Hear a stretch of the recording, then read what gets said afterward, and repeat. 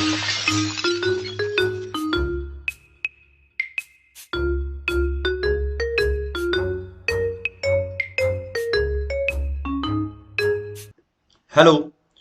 ਸੋ ਤੁਹਾਡੇ ਆਪਣੇ ਚੈਨਲ ਤੇ ਤੁਹਾਡਾ ਸਾਰਿਆਂ ਦਾ ਬਹੁਤ-ਬਹੁਤ ਸਵਾਗਤ ਹੈ। ਜਿਵੇਂ ਕਿ ਮੈਂ ਤੁਹਾਨੂੰ ਕਿਹਾ ਸੀ ਕਿ ਮੈਂ ਪਟਵਾਰੀ ਦੇ ਲਈ ਤੁਹਾਡੇ ਲਈ ਕੰਪਿਊਟਰ ਦੀ ਕਲਾਸਿਸ ਲੈ ਕੇ ਆਉਂਗਾ, ਜਿਹੜੀ ਕਿ ਬਿਲਕੁਲ ਫ੍ਰੀ ਆਫ ਕਾਸਟ ਹੋਣਗੀਆਂ। ਸੋ ਉਸੇ ਸੀਰੀਜ਼ ਦੇ ਵਿੱਚ ਅੱਜ ਜੋ ਹੈ ਉਹ ਪਾਰਟ 3 ਹੈ। ਮੈਂ ਉਮੀਦ ਕਰਦਾ ਕਿ ਤੁਹਾਨੂੰ ਇਹ ਸਾਰੇ ਲੈਕਚਰ ਬਹੁਤ ਜ਼ਿਆਦਾ ਪਸੰਦ ਆ ਰਹੇ ਹੋਣਗੇ।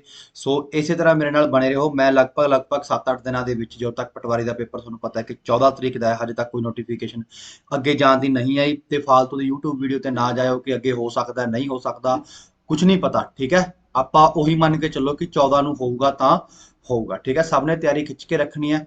ਸੋ ਉਦੋਂ ਤੱਕ ਲਗਭਗ 10-12 ਦਿਨ ਰਹਿ ਗਏ ਆਪਣੇ ਕੋਲੇ। ਠੀਕ ਹੈ, ਉਦੋਂ ਤੱਕ ਕੰਪਿਊਟਰ ਆਪਾਂ ਨੇ ਬਿਲਕੁਲ ਟਿਪਸ ਦੇ ਉੱਤੇ ਕਰ ਲੈਣਾ। ਥਿਊਰੀ ਲੈਕਚਰ ਦੇ ਵਿੱਚ ਤੀਜਾ ਪਾਰਟ ਅੱਜ ਆ ਗਿਆ। ਸੋ ਇਹਦੇ ਨਾਲ ਦੇ ਹੀ ਅੱਗੇ ਪਾਰਟ ਆਉਂਦੇ ਰਹਿਣਗੇ, ਸਾਰਿਆਂ ਨੇ ਜ਼ਰੂਰ ਦੇਖਣਾ। ਸੋ ਅੱਜ ਆਪਾਂ ਕੀ ਪੜਾਂਗੇ ਜੀ? Generations of computer.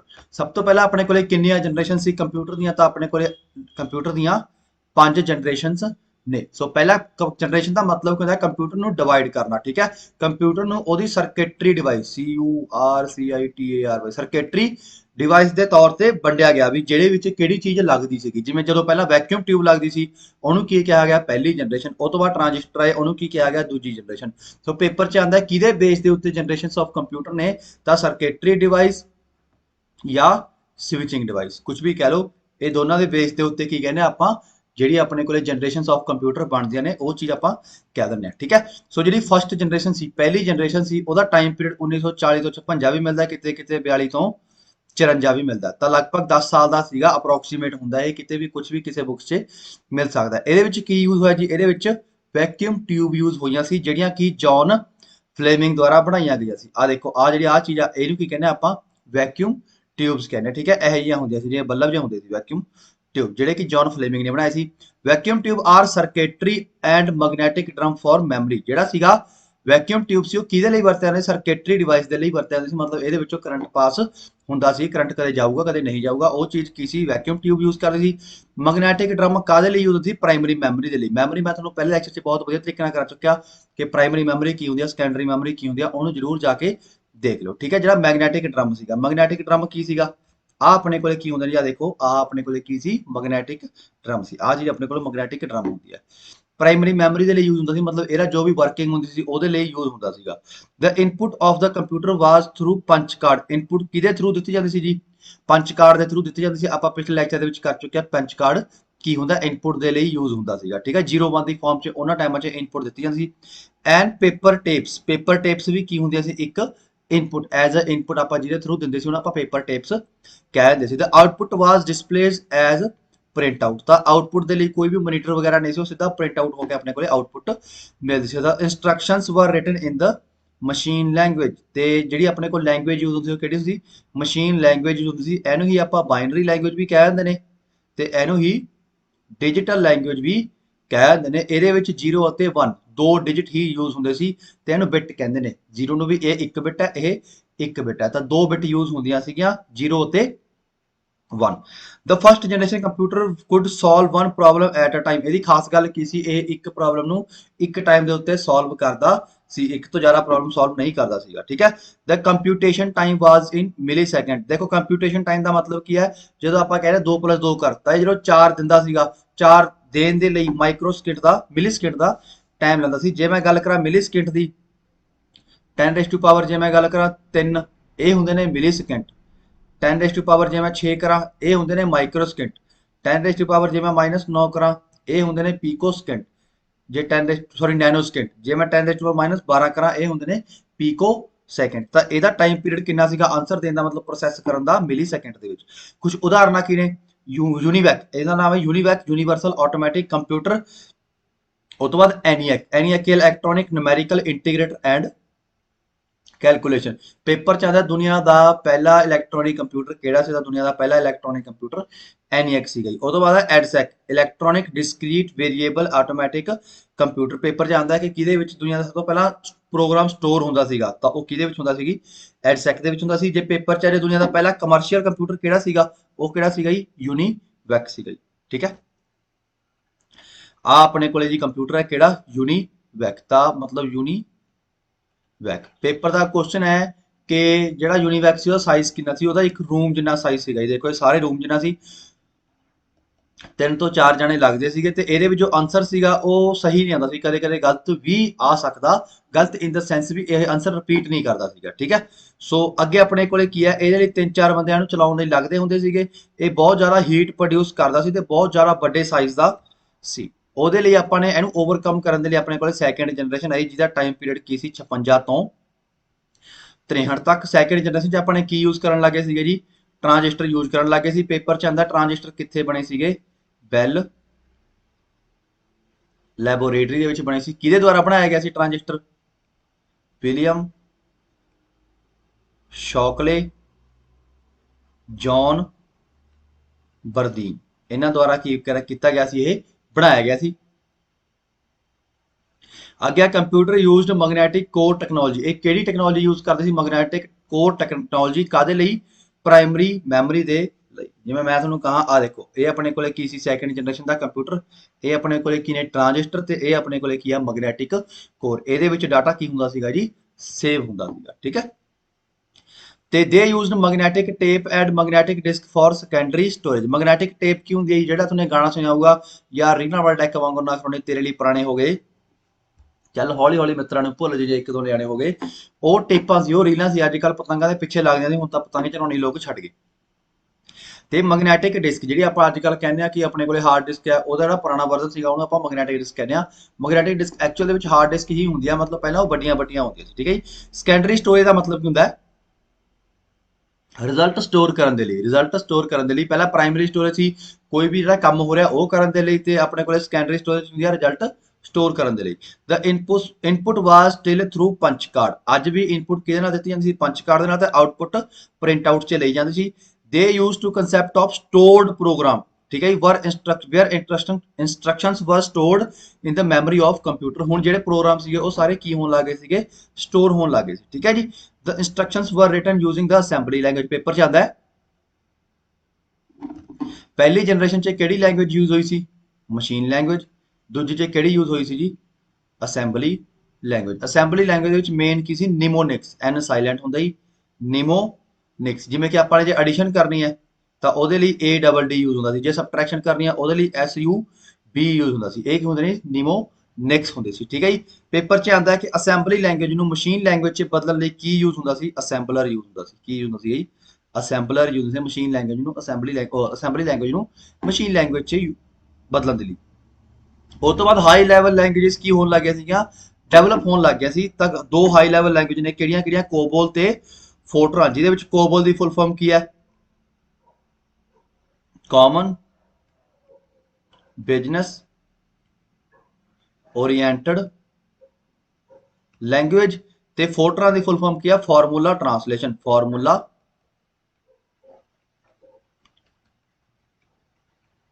ਟ੍ਰਾਂਸਲੇਸ਼ਨ, ਠੀਕ ਹੈ। ਇਹ ਕਾਦੇ ਲਈ ਹੁੰਦੀ ਸੀ, ਆਪਣੇ ਕੋਲ ਕੋਬੋਲ ਟ੍ਰੇਡ ਪਰਪਸ, ਮਤਲਬ ਵਪਾਰਕ ਕੰਮਾਂ ਦੇ ਲਈ। ਫੋਰਟਰਾਨ ਕਾਦੇ ਲਈ ਹੁੰਦੀ ਸੀ, ਸਾਇੰਟੀਫਿਕ ਮਤਲਬ ਵਿਗਿਆਨਿਕ ਕੰਮਾਂ ਦੇ ਲਈ ਯੂਜ਼ ਹੁੰਦੀ ਸੀ। ਇੱਥੇ ਆਪਣੇ ਕੋਲ ਟਾਈਮ ਪੀਰੀਅਡ ਮਾਈਕਰੋ ਸਕਿੰਟ ਦੇ ਵਿੱਚ ਹੋ ਗਿਆ, ਪਹਿਲਾਂ ਕੀ ਸੀ, ਮਿਲੀ ਸਕਿੰਟ ਦੇ ਵਿੱਚ, ਇੱਥੇ ਮਾਈਕਰੋ ਸਕਿੰਟ ਦੇ ਵਿੱਚ ਹੋ ਗਿਆ। ਪੇਪਰ 'ਚ ਆਉਂਦਾ ਦੁਨੀਆ ਦੀ ਪਹਿਲੀ ਹਾਈ ਲੈਵਲ ਲੈਂਗੁਏਜ ਕਿਹੜੀ ਸੀ, ਤਾਂ ਉਹ ਕਿਹੜੀ ਸੀ ਜੀ, ਫੋਰਟਰਾਨ ਸੀ, ਠੀਕ ਹੈ। ਥੋੜਾ ਮੈਂ ਦੱਸ ਦੇਣਾ, ਇੱਕ ਹੁੰਦੀ ਆ ਲੋ ਲੈਵਲ ਲੈਂਗੁਏਜ, ਇੱਕ ਹੁੰਦੀ ਆ high level language. Low level language ਉਹ ਹੁੰਦੀ ਹੈ ਜੋ ਕੰਪਿਊਟਰ ਸਮਝਦਾ, ਇਹਦੇ ਵਿੱਚ ਸਿਰਫ ਇੱਕੋ ਹੀ ਆ ਆਪਣੇ ਕੋਲੇ, ਮਸ਼ੀਨ ਲੈਂਗੁਏਜ, ਠੀਕ ਹੈ। ਇਹ ਇਨਸਾਨ ਨੂੰ ਸਮਝ ਨਹੀਂ ਆਉਂਦੀ ਪਰ ਮਸ਼ੀਨ ਨੂੰ ਸਮਝ ਆਉਂਦੀ ਹੈ। ਹਾਈ ਲੈਵਲ ਲੈਂਗੁਏਜ ਕੀ ਹੁੰਦੀ ਹੈ, ਜੋ ਹਿਊਮਨ ਨੂੰ ਜਾਂ ਯੂਜ਼ਰ ਨੂੰ ਸਮਝ ਆਉਂਦੀ ਹੈ, ਜਿਵੇਂ ਕਿ ਸੀ ਪਲੱਸ ਪਲੱਸ, ਜਾਵਾ, ਪਾਈਥਨ, ਜਿਹੜੇ ਵੀ ਅੱਜ ਕੱਲ੍ਹ ਤੁਸੀਂ ਸੁਣਦੇ ਹੋ, ਸਾਰੀਆਂ ਕਿਹਨੇ ਹਾਈ ਲੈਵਲ ਲੈਂਗੁਏਜਸ ਨੇ।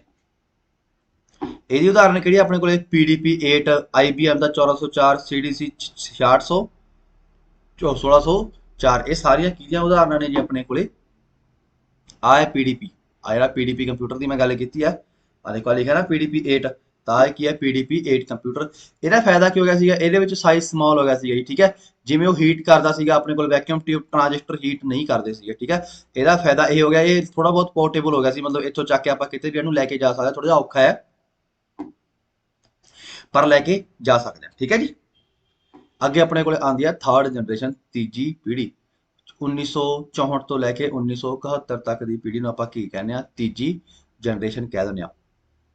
ਇਹਦੇ ਵਿੱਚ ਯੂਜ਼ ਹੋਈ ਸੀ ਜੀ ਆਈਸੀ, ਜਿਹਨੂੰ ਆਪਾਂ ਕੀ ਕਹਿੰਦੇ ਇੰਟੀਗ੍ਰੇਟਡ ਸਰਕਟ। ਇੱਕ ਸਾਇੰਟਿਸਟ ਸੀ JS ਕਿਲਬੀ, ਇਹਨੇ ਇਹ ਕੀ ਕੀਤਾ ਸੀਗਾ, ਬਣਾਇਆ ਸੀਗਾ ਜੀ ਕਿਹੜਾ, ਆਈਸੀ ਇੰਟੀਗ੍ਰੇਟਡ ਸਰਕਟ। ਆ ਹੁੰਦਾ ਜੀ ਆਈਸੀ। ਜਿਵੇਂ ਮੈਂ ਨਾਰਮਲ ਗੱਲ ਕਰਾਂ ਆਈਸੀ ਨੂੰ ਜੋੜ ਕੇ ਆਪਣੇ ਕੋਲੇ ਆ ਬਣਦਾ, ਠੀਕ ਹੈ। ਇਹ ਆਪਣੇ ਕੋਲੇ ਤੀਜੀ ਜਨਰੇਸ਼ਨ ਦਾ ਕੀ ਸੀਗਾ ਜੀ, ਕੰਪਿਊਟਰ ਸੀਗਾ। ਦੇਖੋ ਇਹਦੇ ਵਿੱਚ ਕੀ ਹੈ, ਐਨ ਆਈਸੀ ਮਲਟੀਪਲ ਟ੍ਰਾਂਜਿਸਟਰ ਦੀ ਜਗ੍ਹਾ ਤੇ ਆਪਾਂ ਕੀ ਲਾਉਣ ਲੱਗੇ ਸੀਗੇ ਜੀ, ਜਿਹੜੇ ਮਲਟੀਪਲ ਟ੍ਰਾਂਜਿਸਟਰ ਸੀਗੇ, ਬਹੁਤ ਸਾਰੇ ਟ੍ਰਾਂਜਿਸਟਰ ਇੱਕ ਚਿਪ ਦੇ ਉੱਤੇ, ਸਿਲੀਕਨ ਚਿਪ ਦੇ ਉੱਤੇ ਇਨਸਰਟ ਹੋ ਗਏ, ਤੇ ਉਹਨੂੰ ਹੀ ਕੀ ਕਿਹਾ ਜਾਣ ਲੱਗਿਆ, ਆਈਸੀ ਕਿਹਾ ਜਾਣ ਲੱਗ ਗਿਆ। Silicon is a type of semiconductor, silicon ਇੱਕ ਸੈਮੀਕੰਡਕਟਰ ਦੀ ਟਾਈਪ ਹੈ, ਠੀਕ ਹੈ। ਸੈਮੀਕੰਡਕਟਰ ਕੀ ਹੁੰਦਾ, ਜਿਹੜਾ ਰੂਮ ਟੈਂਪਰੇਚਰ ਦੇ ਉੱਤੇ ਕੰਡਕਟ ਨਹੀਂ ਕਰਦਾ, ਬਟ ਜੇ ਆਪਾਂ ਥੋੜੀ ਬਹੁਤ ਹੀਟ ਦੇ ਦੇ ਤਾਂ ਉਹ ਕੀ ਕਰਨ ਲੱਗਦਾ, ਕੰਡਕਟ ਕਰਨ ਲੱਗਦਾ। The use of IC chip increase the speed and efficiency of the computer. IC ਨਾਲ ਕੀ ਹੋਣ ਲੱਗ ਗਿਆ ਸੀ, ਕੰਪਿਊਟਰ ਦੀ ਸਪੀਡ ਬਹੁਤ ਜ਼ਿਆਦਾ ਵੱਧ ਗਈ ਸੀ, ਠੀਕ ਹੈ ਜੀ, ਕਿਉਂਕਿ ਇਹ ਗਰਮ ਬਹੁਤ ਜ਼ਿਆਦਾ ਘੱਟ ਹੁੰਦਾ ਸੀਗਾ, ਗਰਮ ਬਲਕਿ ਹੁੰਦਾ ਹੀ ਨਹੀਂ ਸੀਗਾ, ਤੇ ਸਾਈਜ਼ ਵੀ ਬਹੁਤ ਜ਼ਿਆਦਾ ਛੋਟਾ ਸੀਗਾ, ਤਾਂ ਕਰਕੇ ਜਗ੍ਹਾ ਘੱਟ ਘੇਰਦਾ ਸੀ। Keyboard and monitor were used to interact with the third generation computer. Keyboard ਤੇ ਮੋਨੀਟਰ ਵੀ ਇੰਟਰੋਡਿਊਸ ਹੋ ਗਏ ਸੀ, ਜਿਹੜੇ ਕਿ ਆਪਣੇ ਕੰਪਿਊਟਰ ਨਾਲ ਇੰਟਰੈਕਟ, ਮਤਲਬ ਕੰਪਿਊਟਰ ਨਾਲ ਆਪਣਾ ਡਾਟਾ ਆਦਾਨ ਪ੍ਰਦਾਨ ਕਰ ਸਕਦੇ ਸੀ। ਪੇਪਰ 'ਚ ਆਉਂਦਾ ਹੈ ਕਿ ਕੀਬੋਰਡ ਤੇ ਮੋਨੀਟਰ ਕਦੋਂ ਆਏ, ਤੀਜੀ ਜਨਰੇਸ਼ਨ ਦੇ ਵਿੱਚ ਆਏ। ਹੋਰ ਤੀਜੀ ਜਨਰੇਸ਼ਨ 'ਚ ਮੇਨ ਕੰਮ ਕੀ ਹੋਇਆ, ਹੁਣ ਪੰਚ ਕਾਰਡ ਤੇ ਪ੍ਰਿੰਟ ਆਊਟ ਯੂਜ਼ ਨਹੀਂ ਹੁੰਦੇ ਸੀ, ਹੁਣ ਸਿੱਧਾ ਆਪਣੇ ਕੋਲੇ ਕੀਬੋਰਡ ਤੇ ਮੋਨੀਟਰ ਯੂਜ਼ ਹੁੰਦਾ ਸੀ। ਦ ਕੀਬੋਰਡ ਐਂਡ ਮੋਨੀਟਰ ਵਰ ਇੰਟਰਫੇਸ ਥਰੂ ਦ operating system. Operating system paper 'ਚ ਆਉਂਦਾ, ਆਪਰੇਟਿੰਗ ਸਿਸਟਮ ਕਦੋਂ ਇੰਟਰੋਡਿਊਸ ਹੋਇਆ, ਤੀਜੀ ਜਨਰੇਸ਼ਨ ਦੇ ਵਿੱਚ। ਜਿਵੇਂ ਆਪਾਂ ਯੂਜ਼ ਕਰਦੇ ਹਾਂ ਅੱਜ ਕੱਲ੍ਹ ਐਂਡਰੋਇਡ ਯੂਜ਼ ਕਰਦੇ ਹਾਂ ਜਾਂ ਵਿੰਡੋ ਯੂਜ਼ ਕਰਦੇ ਹਾਂ, ਸਾਰੇ ਕੀ ਨੇ ਆਪਣੇ ਕੋਲੇ ਜਨਰੇਸ਼ਨ ਨੇ। ਸੋ ਅਗਲਾ ਕੁਐਸਚਨ ਇਹੀ ਸੀਗਾ ਕਿ ਆਪਰੇਟਿੰਗ ਸਿਸਟਮ ਕਦੋਂ ਆਏ, ਤਾਂ ਉਹ ਤੀਜੀ ਜਨਰੇਸ਼ਨ ਦੇ ਵਿੱਚ ਆਏ ਸੀ ਜੀ। ਇੱਥੇ ਟਾਈਮ ਕਿੰਨਾ ਹੋ ਗਿਆ ਜੀ, ਇੱਥੇ ਟਾਈਮ ਨੈਨੋ ਸੈਕਿੰਡ ਦੇ ਵਿੱਚ ਆ ਗਿਆ ਸੀਗਾ ਜੀ, ਠੀਕ ਹੈ। 10⁻⁻9 ਦੇ ਵਿੱਚ ਆ ਗਿਆ ਸੀਗਾ, ਮਤਲਬ 1 ਸਕਿੰਟ ਦਾ 10⁻⁹ਵਾਂ ਹਿੱਸੇ ਦੇ ਵਿੱਚ ਕੀ ਕਰਦਾ ਸੀਗਾ, ਆਪਣੀ ਕੈਲਕੂਲੇਸ਼ਨ ਕਰ ਦਿੰਦਾ ਸੀ, ਠੀਕ ਹੈ ਜੀ। ਇਸ ਟਾਈਮ ਜਿਹੜੇ ਕੰਪਿਊਟਰ ਸੀ ਉਹ ਕਮਰਸ਼ੀਅਲ ਯੂਜ਼ ਹੋਣ ਲੱਗੇ। ਕਮਰਸ਼ੀਅਲ ਦਾ ਮਤਲਬ ਕੀ ਸੀਗਾ, ਵੀ ਹੁਣ ਲਗਭਗ ਹਰੇਕ ਕੋਲੇ ਕੀ ਹੋਣ ਲੱਗ ਗਿਆ, ਕੰਪਿਊਟਰ ਹੋਣ ਲੱਗ ਗਿਆ, ਆਪਣੇ ਪਰਸਨਲ ਕੰਮਾਂ ਦੇ ਲਈ ਵੀ ਉਹ ਕੰਪਿਊਟਰ ਯੂਜ਼ ਕਰਨ ਲੱਗ ਗਿਆ। ਉਦਾਹਰਨਾਂ ਕੀ ਸੀ, IBM 370 ਤੇ PDP 11। ਕਦੇ ਕਦੇ ਪੇਪਰ 'ਚ ਨਾ ਇਹ ਵੀ ਪੁੱਛ ਲੈਂਦੇ ਨੇ ਕਿ IBM 370 ਕਿਹੜੇ ਆਪਣੇ ਜਨਰੇਸ਼ਨ ਦੀ ਐਗਜ਼ਾਮਪਲ ਹੈ, ਤਾਂ ਕਰਕੇ ਇਹ ਮੈंने ਦੋ ਲਿਖਤੀਆਂ, ਠੀਕ ਹੈ ਜੀ, ਇਹ ਇੰਪੋਰਟੈਂਟ ਨੇ। ਆਪਣੇ ਕੋਲੇ PDP 11 ਹੈ ਜੀ, ਆ ਆਪਣੇ ਕੋਲੇ PDP 11 ਹੈ, ਠੀਕ ਹੈ। ਆ ਦੇਖੋ ਇੱਥੇ ਲਿਖਿਆ ਹੋਇਆ PDP 11, ਠੀਕ ਹੈ ਜੀ। ਆ ਆਪਣੇ ਕੋਲੇ ਕੀ ਸੀਗਾ ਜੀ, ਇਹ ਆਪਣੇ ਕੋਲੇ ਆਈਸੀ ਦੇ ਐਡਵਾਂਸਡ ਵਰਜ਼ਨ, ਜਦੋਂ ਆਪਾਂ ਬਹੁਤ ਸਾਰੇ ਟ੍ਰਾਂਜਿਸਟਰ ਨੂੰ ਇੱਕ ਆਈਸੀ ਬਣਾ ਦਿੰਦੇ ਹਾਂ, ਉਹਨੂੰ ਆਪਣੇ ਕੋਲੇ ਐਡਵਾਂਸਡ ਵਰਜ਼ਨ ਆ ਗਿਆ, ਠੀਕ ਹੈ ਜੀ। ਆਪਣੇ ਕੋਲੇ ਕੀ ਆ ਗਏ, ਫੋਰਥ ਜਨਰੇਸ਼ਨ, ਚੌਥੀ ਜਨਰੇਸ਼ਨ। ਹੁਣ ਕਿਤੇ ਕਿਤੇ ਦੇਖੋ ਫੋਰਥ ਜਨਰੇਸ਼ਨ 1970 ਤੋਂ ਲੈ ਕੇ 1990 ਤੱਕ ਮਿਲਦੀ ਹੈ, ਪਰ ਕਿਤੇ ਕਿਤੇ ਅੱਜ ਤੱਕ ਮਿਲਦੀ ਹੈ। ਇਹ ਤੋਂ ਹਜੇ ਤੱਕ ਕੁਐਸਚਨ ਕੋਈ ਨਹੀਂ ਆਇਆ ਕਿ ਫੋਰਥ ਜਨਰੇਸ਼ਨ ਕਿੱਥੋਂ ਦੀ ਕਿੱਥੇ ਤੱਕ ਹੈ, ਠੀਕ ਹੈ ਜੀ। ਸੋ ਇਹਦੇ ਵਿੱਚ ਕੀ ਯੂਜ਼ ਹੋਣ ਲੱਗੇ ਸੀ ਜੀ, ਇਹਦੇ ਵਿੱਚ ਮਾਈਕਰੋ ਪ੍ਰੋਸੈਸਰ ਯੂਜ਼ ਹੋਣ ਲੱਗੇ ਸੀ। ਆ ਦੇਖੋ ਆ ਹੁੰਦੇ ਨੇ ਆਪਣੇ ਕੋਲ ਮਾਈਕਰੋ ਪ੍ਰੋਸੈਸਰ, ਜਿਹੜੇ ਤੁਹਾਡੇ ਕੰਪਿਊਟਰ ਤੇ ਲੱਗੇ ਹੁੰਦੇ ਨੇ, ਠੀਕ ਹੈ ਜੀ। ਇਹਦੇ ਵਿੱਚ ਟੈਕਨੋਲੋਜੀ ਕਿਹੜੀ ਯੂਜ਼ ਹੋਈ ਸੀ, ਲਾਰਜ ਸਕੇਲ ਇੰਟੀਗ੍ਰੇਸ਼ਨ। ਇਹ ਕੀ ਸੀ, ਇੱਕ ਟੈਕਨੋਲੋਜੀ ਸੀ ਲਾਰਜ ਸਕੇਲ ਇੰਟੀਗ੍ਰੇਸ਼ਨ। ਕਹ ਲਓ ਜੇ ਉਹ ਤੋਂ ਹੋਰ ਵੱਧ ਗਈ ਤਾਂ ਵੈਰੀ ਲਾਰਜ ਸਕੇਲ ਇੰਟੀਗ੍ਰੇਸ਼ਨ। ਇਹਦਾ ਮਤਲਬ ਕੀ ਸੀ, ਇਹਦੇ ਵਿੱਚ ਬਹੁਤ ਸਾਰੇ ਆਈਸੀ ਕੀ ਹੋ ਗਏ, ਇਕੱਠੇ ਹੋ ਕੇ ਇੱਕ ਚਿਪ ਬਣਾਉਂਦੇ ਸੀ, ਜਿਹਨੂੰ ਆਪਾਂ ਕੀ ਕਹਿ ਦਿੰਦੇ ਸੀਗੇ, ਮਾਈਕਰੋ ਪ੍ਰੋਸੈਸਰ ਕਹਿੰਦੇ ਸੀ। Thousand of transistor and integrated are integrated on the small silicon chip. ਬਹੁਤ ਜ਼ਿਆਦਾ ਟ੍ਰਾਂਜਿਸਟਰ ਕੀ ਕਰਦੇ ਸੀ, ਚਿਪ ਦੇ ਉੱਤੇ ਬਣ ਜਾਂਦੇ ਸੀ। The era is marked by the development of microprocessor. ਇਹ ਜਿਹੜਾ ਐਰਾ ਸੀ, ਇਹ ਜਿਹੜਾ ਯੁੱਗ ਸੀ, ਇਹਨੂੰ ਮਾਈਕਰੋ ਪ੍ਰੋਸੈਸਰ ਦਾ ਡਿਵੈਲਪਮੈਂਟ ਦਾ ਯੁੱਗ ਕਿਹਾ ਗਿਆ, ਠੀਕ ਹੈ ਜੀ। ਮਾਈਕਰੋ ਪ੍ਰੋਸੈਸਰ ਦਾ ਡਿਵੈਲਪਮੈਂਟ ਦਾ ਯੁੱਗ। ਤੇ ਪੇਪਰ ਜਾਂਦਾ ਪਹਿਲਾ ਮਾਈਕਰੋ ਪ੍ਰੋਸੈਸਰ ਕਿਹੜਾ ਸੀ, ਤਾਂ ਇੰਟਲ 4004। ਇੰਟਲ 4004 ਕਿਸੇ ਦੁਨੀਆ ਦਾ ਪਹਿਲਾ ਮਾਈਕਰੋ ਪ੍ਰੋਸੈਸਰ ਸੀ। This generation of computer give rise to personal computer. ਇਹਦੇ ਵਿੱਚ ਆਪਣੇ ਕੋਲੇ ਕੀ ਹੈ, ਇਸ ਟਾਈਮ ਦੇ ਉੱਤੇ ਜਿਹੜਾ ਪਰਸਨਲ ਕੰਪਿਊਟਰ, ਜਿਹੜਾ ਮੈਂ ਹੁਣ ਤੁਹਾਨੂੰ ਕਹਿ ਕੇ ਹਟਾ ਕਿ ਲਗਭਗ ਹਰੇਕ ਕੋਲੇ ਕੰਪਿਊਟਰ ਹੋ ਗਿਆ ਸੀ, ਉਹਨੂੰ ਹੋਰ ਵਧਾਵਾ ਦਿੱਤਾ, ਠੀਕ ਹੈ ਜੀ। ਸੈਮੀ ਕੰਡਕਟਰ ਮੈਮਰੀ ਆਰ ਰਿਪਲੇਸਡ ਦ ਅਰਲੀਅਰ ਮੈਗਨੈਟਿਕ ਕੋਰ। ਹੁਣ ਤੱਕ ਆਪਣੇ ਕੋਲੇ ਕੀ ਚੱਲਦੀ ਸੀ, ਮੈਗਨੈਟਿਕ ਕੋਰ ਮੈਮਰੀ। ਹੁਣ ਕੀ ਹੋ ਗਿਆ ਸੀ ਆਪਣੇ ਕੋਲੇ, ਸੈਮੀ ਕੰਡਕਟਰ ਮੈਮਰੀ, ਜਿਹਦੇ ਵਿੱਚ ਰੈਮ ਤੇ ਰੋਮ ਯੂਜ਼ ਹੋਣ ਲੱਗੇ ਸੀ। ਪੇਪਰ 'ਚ ਆਊਗਾ ਸੈਮੀ ਕੰਡਕਟਰ ਮੈਮਰੀ ਜਾਂ ਰੈਮ ਰੋਮ ਕਿਹੜੀ ਜਨਰੇਸ਼ਨ 'ਚ ਯੂਜ਼ ਹੋਈ, ਤਾਂ ਉਹ ਚੌਥੀ ਜਨਰੇਸ਼ਨ ਦੇ ਵਿੱਚ ਯੂਜ਼ ਹੋਈ। Secondary storage device like magnetic disk become smaller in physical size. ਦੇਖੋ ਮੈਗਨੈਟਿਕ ਡਿਸਕ ਆਪਾਂ ਪਹਿਲਾਂ ਪੜ੍ਹ ਕੇ ਨਾ, ਮੈਗਨੈਟਿਕ ਡਿਸਕ ਉਹੀ ਜਿਹੜੀ ਆਪਣੇ ਕੋਲੇ ਕੀ ਹੁੰਦੀ ਹੈ, ਹਾਰਡ ਡਿਸਕ ਹੁੰਦੀ ਹੈ। ਸੋ ਹਾਰਡ ਡਿਸਕ ਹੁਣ ਛੋਟੀਆਂ ਹੋ ਗਈ ਸੀ, ਮਤਲਬ ਜਿਹੜੀਆਂ ਅੱਜ ਕੱਲ੍ਹ ਯੂਜ਼ ਹੋ ਰਹੇ ਨੇ ਉਹ ਕਦੋਂ ਬਣੀਆਂ ਨੇ, ਉਹ ਲਗਭਗ ਚੌਥੀ ਜਨਰੇਸ਼ਨ ਦੇ ਵਿੱਚ ਬਣੀਆਂ ਨੇ। ਇਹ ਤੋਂ ਪਹਿਲਾਂ ਮੈਗਨੈਟਿਕ ਡਿਸਕ ਦਾ ਸਾਈਜ਼ ਬਹੁਤ ਵੱਡਾ ਹੁੰਦਾ ਸੀ। ਦ ਜਨਰੇਸ਼ਨ ਆਲਸੋ ਸੌ ਦ ਡਿਵੈਲਪਮੈਂਟ ਆਫ ਪੁਆਇੰਟਿੰਗ ਡਿਵਾਈਸ। ਇਹਦੇ ਵਿੱਚ ਪੁਆਇੰਟਿੰਗ ਡਿਵਾਈਸ ਦੀ ਵੀ ਇਜਾਦ ਹੋਈ, ਜਿਵੇਂ ਕਿ mouse and handheld device. Mouse no doubt ਪਹਿਲਾਂ ਬਣ ਗਿਆ ਸੀ, ਬਟ ਉਹਦੇ ਵਿੱਚ ਕੀ ਸੀ, ਮਕੈਨੀਕਲ ਮਾਊਸ ਹੁੰਦੀ ਸੀ। ਪਹਿਲਾਂ ਟਾਈਮ 'ਚ ਮਕੈਨੀਕਲ ਮਾਊਸ ਹੁੰਦੀ, ਜਿਹਦੇ ਥੱਲੇ ਬਾਲ ਹੁੰਦੀ ਸੀ, ਪਰ ਇਹਦੇ ਵਿੱਚ ਜਨਰੇਸ਼ਨ ਡਿਵੈਲਪਮੈਂਟ ਹੋ ਗਈ ਮਾਊਸਿਸ ਦੇ ਵਿੱਚ, ਠੀਕ ਹੈ। ਮਾਊਸ ਨੂੰ ਪੁਆਇੰਟਿੰਗ ਡਿਵਾਈਸ ਕਹਿੰਦੇ ਨੇ, ਇਹ ਪਹਿਲਾਂ ਆਪਾਂ ਕਰ ਚੁੱਕੇ, ਠੀਕ ਹੈ। Mouse and handheld device handheld device ਦਾ ਮਤਲਬ ਕੀ ਹੈ, ਜਿਵੇਂ ਜੋਇਸਟਿਕ ਹੋ ਗਈ ਜਾਂ ਕੀਬੋਰਡ ਹੋ ਗਿਆ, ਜਿਹੜੀ ਹੱਥਾਂ ਦੇ ਵਿੱਚ ਆਉਂਦੀਆਂ ਡਿਵਾਈਸ, ਉਹਦੀ ਕੀ ਹੋਗੀ, ਐਡਵਾਂਸਮੈਂਟ ਹੋਣ ਲੱਗ ਗਈ ਸੀ। ਨਵੇਂ ਆਪਰੇਟਿੰਗ ਸਿਸਟਮ ਬਣਨ ਲੱਗੇ ਸੀ ਜਿਹਦੇ ਵਿੱਚ MS DOS ਤੇ MS ਵਿੰਡੋ ਹੈ। MS DOS ਦੀ ਕਦੇ ਕਦੇ ਫੁੱਲ ਫਾਰਮ ਆ ਜਾਂਦੀ ਹੈ, ਤਾਂ MS DOS ਦੀ ਫੁੱਲ ਫਾਰਮ ਹੁੰਦੀ ਹੈ disk operating system. Disk operating system MS DOS ਦੀ ਫੁੱਲ ਫਾਰਮ ਹੁੰਦੀ ਹੈ। MS ਵਿੰਡੋ ਤੁਹਾਨੂੰ ਪਤਾ ਹੈ ਮਾਈਕਰੋਸਾਫਟ ਵਿੰਡੋ। ਇਹ ਵੀ ਇਸ ਟਾਈਮ ਤੇ ਬਣੇ। The generation of computer supported graphical user interface. ਇਹਦਾ ਪਹਿਲਾ ਕੁਐਸਚਨ ਇਹ ਆਉਂਦਾ ਹੈ ਕਿ GUI ਦੀ ਫੁੱਲ ਫਾਰਮ ਕੀ ਹੈ, ਗ੍ਰਾਫਿਕਲ ਯੂਜ਼ਰ ਇੰਟਰਫੇਸ ਹੈ। ਤੇ ਜੇ ਮੈਂ ਗੱਲ ਕਰਾਂ GUI ਦਾ ਮਤਲਬ ਕੀ ਹੁੰਦਾ ਹੈ, ਜਿਵੇਂ ਪਹਿਲੇ ਟਾਈਮ 'ਚ ਕੀ ਸੀ, ਸਕਰੀਨ ਦੇ ਉੱਤੇ ਇਕੱਲੇ ਅੱਖਰ ਆਉਂਦੇ ਹੁੰਦੇ ਸੀਗੇ, ਠੀਕ ਹੈ, ਸ਼ਬਦ ਵਰਡ ਆਉਂਦੇ ਸੀਗੇ। ਪਰ ਹੁਣ ਤੇ ਟਾਈਮ 'ਚ ਕੀ ਹੋ ਗਿਆ, ਆਈਕਨ ਆਉਣ ਲੱਗ ਗਏ ਸੀ। ਆਈਕਨ ਜਿਵੇਂ ਫੋਲਡਰ ਦਾ ਆਈਕਨ, ਮਿਊਜ਼ਿਕ ਦਾ ਆਈਕਨ, ਵੀਡੀਓ ਦਾ ਆਈਕਨ, VLC ਮੀਡੀਆ ਦਾ ਆਈਕਨ। ਤਾਂ ਉਹਦੇ ਉੱਤੇ ਆਈਕਨ ਦੇ ਉੱਤੇ ਆਪਾਂ ਕੀ ਕਰਕੇ ਕਲਿੱਕ ਕਰਕੇ ਆਪਣਾ ਇੰਟਰੈਕਸ਼ਨ ਕਰ ਸਕਦੇ ਸੀ। ਤੇ ਆਈਕਨ ਦੇ ਉੱਤੇ ਜਾਂ ਮੀਨੂ ਦੇ ਉੱਤੇ ਕਲਿੱਕ ਕਰਨ ਨੂੰ ਆਪਾਂ GUI ਟੈਕਨੋਲੋਜੀ ਕਹਿ ਦਿੰਦੇ ਹਾਂ, ਗ੍ਰਾਫਿਕ ਯੂਜ਼ਰ ਇੰਟਰਫੇਸ। ਟਾਈਮ ਕਿਹਦੇ ਵਿੱਚ ਸੀਗਾ ਜੀ, ਪੀਕੋ ਸਕਿੰਟ ਦੇ ਵਿੱਚ ਸੀਗਾ, ਠੀਕ ਹੈ ਜੀ, ਟਾਈਮ ਪੀਕੋ ਸਕਿੰਟ 'ਚ। ਇਸ ਟਾਈਮ ਦੇ ਉੱਤੇ IBM ਨੇ ਆਪਣਾ ਪਹਿਲਾ ਕੰਪਿਊਟਰ ਲਾਂਚ ਕੀਤਾ ਸੀਗਾ, ਜਿਹੜਾ ਕਿ ਘਰ ਦੇ ਲਈ ਸੀਗਾ। ਥੱਲੇ ਕਮੈਂਟ ਕਰਕੇ ਦੱਸੋ ਕਿ ਇਹਦਾ ਨਾਮ ਕੀ ਸੀ, ਜੇ ਕਿਸੇ ਨੂੰ ਪਤਾ IBM ਦਾ ਪਹਿਲਾ ਕੰਪਿਊਟਰ। ਉਸ ਤੋਂ ਬਾਅਦ 1984 'ਚ ਐਪਲ ਨੇ ਆਪਣਾ ਇੰਟਰੋਡਿਊਸ ਕੀਤਾ, ਕਿਹੜਾ, ਮੈਕਿਨਟੋਸ਼। ਮੈਕਿਨਟੋਸ਼, ਆ ਦੇਖੋ, ਆ ਸੀ ਜੀ ਐਪਲ ਦਾ ਕੰਪਿਊਟਰ, ਜਿਹੜਾ ਕੀ ਸੀ, ਮੈਕਿਨਟੋਸ਼ ਦੇ ਉੱਤੇ ਬੇਸਡ। ਆ ਆਪਣੇ ਕੋਲੇ ਕੀ ਹੁੰਦਾ, ਪ੍ਰੋਸੈਸਰ। ਆ ਆਪਣੇ ਕੋਲੇ ਕੀ ਹੁੰਦਾ, ਚਿਪ, ਠੀਕ ਹੈ, ਸਿਲੀਕॉन ਚਿਪ ਜਿਹਨੂੰ ਆਪਾਂ ਕਹਿ ਦਿੰਦੇ ਆ। ਆ ਸਾਰਾ ਆਪਣੇ ਕੋਲੇ ਟ੍ਰਾਂਜਿਸਟਰ ਦੀ ਉਹ ਨੇ ਵੀ ਟ੍ਰਾਂਜਿਸਟਰ ਇਕੱਠੇ ਕੀਤੇ ਹੋਏ ਨੇ ਸਾਰੇ, ਠੀਕ ਹੈ ਜੀ।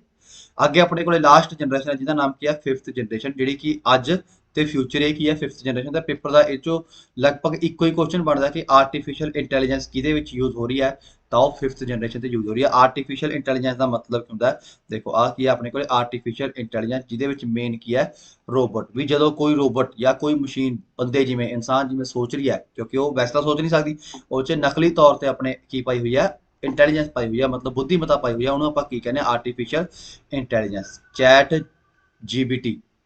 GTB ਕੁਛ ਨਾਮ ਹੈ ਨਾ, ਚੈਟ GBT, ਸ਼ਾਇਦ ਮੈਂ ਨਾਮ ਗਲਤ ਹੈ ਨਾ। ਤਾਂ ਉਹ ਜਿਹੜਾ ਕੀ ਹੈ, ਉਹ ਕਿਹਦੀ ਉਦਾਹਰਨ ਹੈ, AI ਦੀ ਉਦਾਹਰਨ ਹੈ। ਦ 5th generation computer use super large scale integration circuit ਜਾਂ ਅਲਟਰਾ ਲਾਰਜ ਸਕੇਲ ਇੰਟੀਗ੍ਰੇਸ਼ਨ, ਠੀਕ ਹੈ ਜੀ।